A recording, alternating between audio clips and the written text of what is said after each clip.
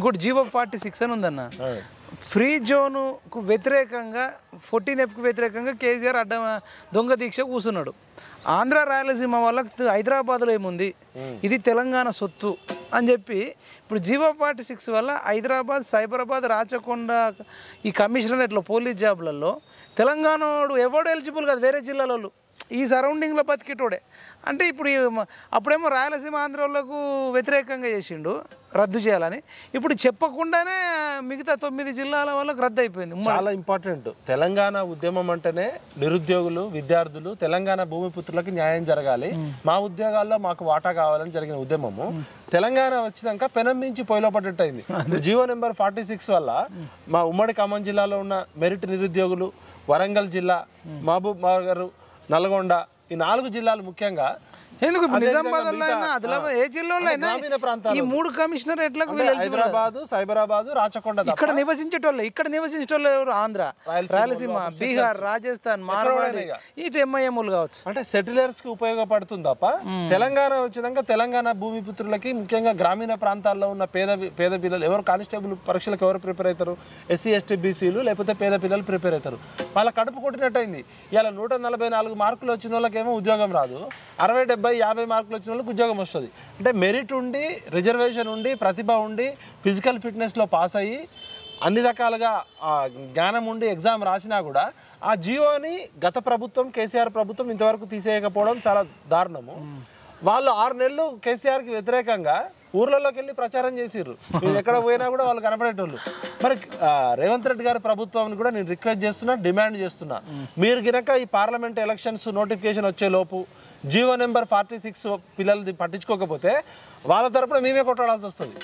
ఎందుకంటే 46 పిల్లలు అప్పుడు కాంగ్రెస్ ప్రభుత్వం నిరాదీక్షలు చేసింది. ఇదే బల్మూరి వెంకట్ కానీ, ఇదే మహేష్ కుమార్ గౌడ్ కానీ, ఇదే శ్రీధర్ బాబు కానీ, ఇదే ఇప్పుడున్న ఫిరోజ్ కానీ, సీతక్క కానీ, కోమటిరెడ్డి వెంకటరెడ్డి కానీ, అందరు కూడా మా ప్రభుత్వం రాగానే మీ సమస్య పరిష్కరిస్తామని చెప్పారు. ఈవెన్ రేవంత్ రెడ్డి గారికి కూడా ఇచ్చారు. ఎలక్షన్ సమయంలో రాగానే మీ జీవో నెంబర్ 46 బాధితులందరిది సమస్య తీరుస్తామని ఇప్పుడు నేను చెప్పిన వాళ్ళంతా నిరాదీక్షలు చేసిర్రు. అవును, మనమే సజీవ సాక్ష్యం. రేవంత్ రెడ్డి గారు మరి 60 రోజులు అవుతుంది కదా దగ్గర, మీకు జీవో నెంబర్ 46 బాధితులు గుర్తు రావట్లేదు. ఇప్పుడు జీవో నెంబర్ 46 రోజు నాకు 10 మంది ఫోన్ చేస్తారు, అన్న ఏందన్నా మరి మీరు కేసీఆర్ మీద అంత ఎత్తున లేచారు, మరి మీరు ఇప్పుడు కాంగ్రెస్ డప్పు కొడుతున్నా, మీకు ఏమైనా ప్యాకేజ్ ముట్టిందా, మీరు ఎందుకు మాట్లాడలేదని మమ్మల్ని నిలదీస్తున్నారు.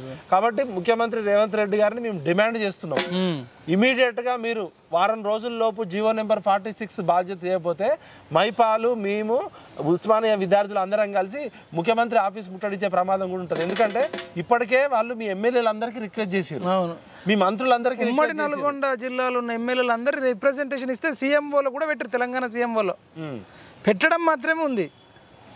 ఇప్పుడు మీ మంత్రులు మీకు చెప్పారు, మీ ఎమ్మెల్యేలు చెప్పారు, ఎమ్మెల్యేలు కూడా అందరూ చెప్పారు.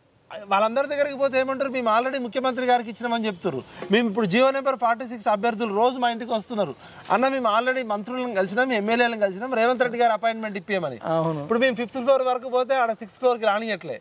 మరి రేవంత్ రెడ్డి అన్న, నువ్వు మాతో పాటు తెలంగాణ ఉద్యమంలో TRS పార్టీలో పనిచేసినావు, జడ్పీటీసీ అయినావు, మీకు ప్రతిపక్షంలో ఉన్నప్పుడు అంత ఎత్తున లేచి మాట్లాడినావు, నువ్వే అరబీర భయంకరంగా పాతాళంలో తొక్కుతాయి ప్రభుత్వాలని చెప్పినావు. కాబట్టి నేను ఒక తమ్ముడుగా రేవంత్ అన్న రిక్వెస్ట్ చేస్తున్నా, మన సోషల్ మీడియా ద్వారా, మైపాల్ యాదవ్ టీవీ ఛానల్ ద్వారా, మీరు పార్లమెంట్ ఎలక్షన్ నోటిఫికేషన్ వచ్చే లోపు మీరు గనక ఈ సమస్య పరిష్కరించకపోతే మీకు ఇది ఉరితాడవుతుంది, గుర్తుపెట్టుకోండి.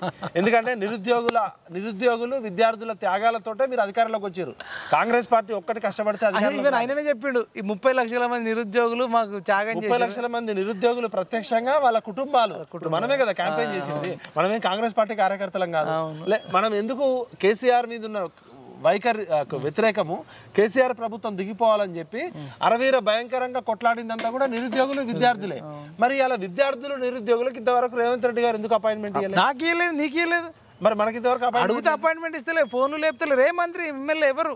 ఇప్పుడు సెక్రటరీకి పోతున్నాం కానీ 5th ఫ్లోర్ దగ్గర ఆపేస్తున్నారు, 6th ఫ్లోర్కి పోనీయట్లే. మరి రేవంత్ అన్న, మీరు మీ ప్రభుత్వ వైఖరి మీద కూడా ప్రజల్లో వ్యతిరేకత వచ్చే ప్రమాదం ఉంది. నేను ఒక తమ్ముడుగా మీకు నువ్వు రేవంత్ రెడ్డి సీఎం అంటున్నావు కదా, ఈవెన్ వాళ్ళ తమ్ముడు వచ్చాడమ్మ తిరుపతి రెడ్డి, అసలు ఆయననే బిజీ అయిపోయాడు. ఆయన కూడా ఒక నిమిషం మాట్లాడే ఒప్పుకోలేదు. నేను ఫోన్ చేసి ఈ జీవో 46 గురించి చెప్పుదాము, దృష్టికి తీసుకెళ్దాము, అదేవిధంగా